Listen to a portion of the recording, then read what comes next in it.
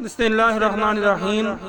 ایک نصرانی راہب یعنی کرسچن عبادت گزار نے گرجا گھر سے حضرت امام حسین کا سر انور دیکھا تو لوگوں سے پوچھا۔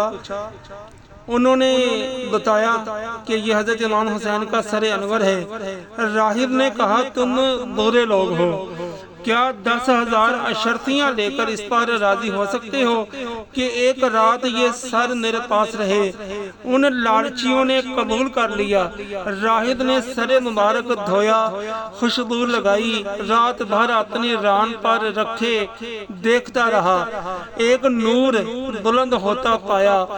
راہب نے وہ رات رو کر کاٹی، صبح اسلام لایا اور گرجا گھر اس کا مال و متاع چھوڑ کر اپنی زندگی اہل بیت کی خدمت میں گزار دی۔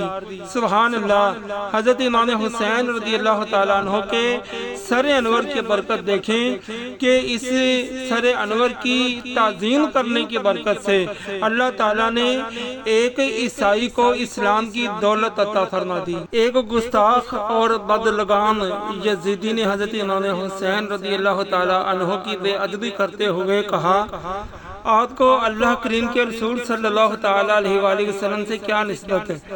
یہ سن کر قلب امام کو سخت ایذا پہنچی اور تڑپ کر دعا مانگی، اے رب جبار، اس بدگفتار یعنی برا بولنے والے کو اپنے عذاب میں گرفتار فرما۔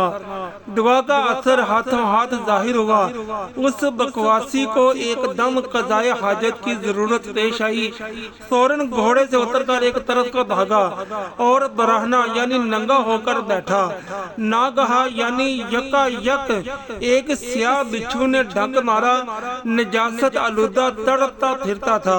نہایت ہی ذلت کے ساتھ اپنے لشکریوں کے سامنے اس بد زبان کی جان نکلی۔